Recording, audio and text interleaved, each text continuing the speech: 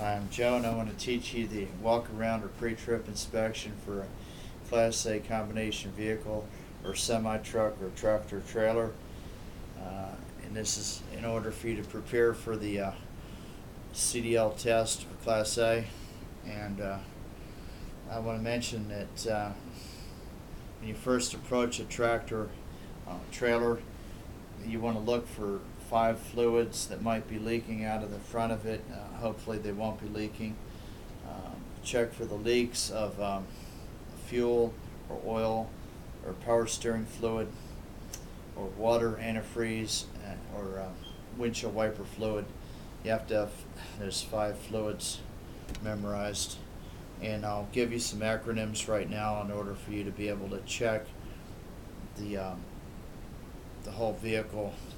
And the first thing you have to know is the items of the tractor trailer that are supposed to be properly mounted and secured. And the second thing we have to look for are the items on the tractor trailer that have to be in proper working order. And the third thing is we need to remember the items on the tractor and the trailer that are not cracked, broken, or missing. CBM, yeah, PWO and PMS.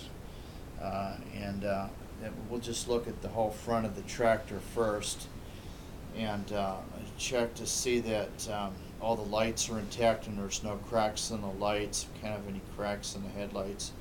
You have to have high beam lights working, the low beam lights working.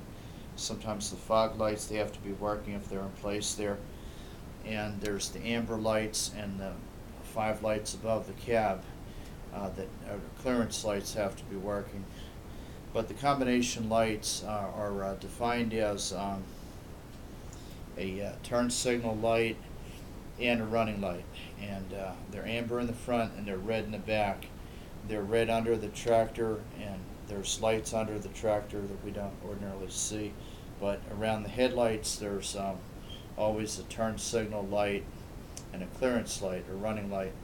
And on the side of the tractor, under the door of the tractor, doors of the tractor, almost in your blind spot, are the turn signal lights, side combination lights, and they have a running light in them. And on the trailer, I should mention this first, but just to mention where the combination lights are.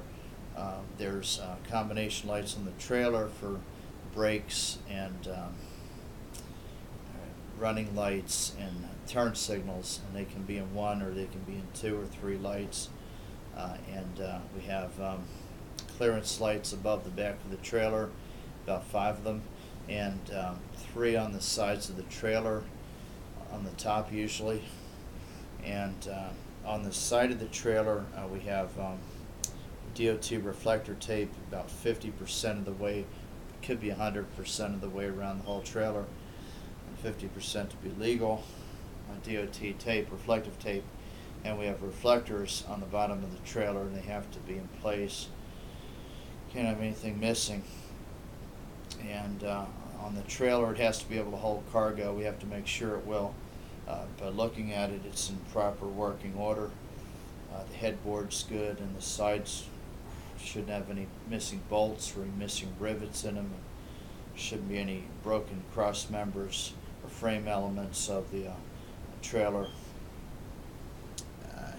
We want to check while we're here the back of the trailer for the locking bogie lever and the pins that come out for the sliding tandems. Make sure that the bogie lever is in lock position and that the air lines are not any less than 18 inches off the street, and the locking lever's in place there. And I want to check the front of it naturally again. Make sure that the 5th wheel doesn't have any gap in the between the trailer and the 5th wheel plate itself, the apron, and there's no cracks in the apron or the fifth wheel anyplace, and that there's a locking lever, and that the locking jaws are around the kingpin, firmly hold the trailer in place. And everything's locked and secure with the fifth wheel. Then we have the wheels of the truck itself, the front, and they're all the same. They have the air brake system, or the canisters, and the push rods. We have to check them for the right angle. And 1 inch of play in the push rod system, S-cam drum brakes, and Type 30s usually. The air lines and the shocks and the airbags have to be in good condition, no leaks. And on the wheels, we can't have any greater or any less than 1/4 of an inch of brake lining in the brake drums on all the wheels. Can't have any cracks in them. And the tires in the front of the truck has to have at least 1/4 inch of tread on them all the way across the tire. And the tire lug nuts have to be firmly mounted and secured. And the air valve stems on all the tires around the whole truck have to be centered and metal and capped.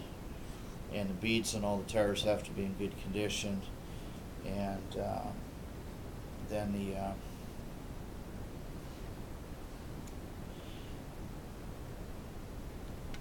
oil seals can't be leaking on any of the wheels.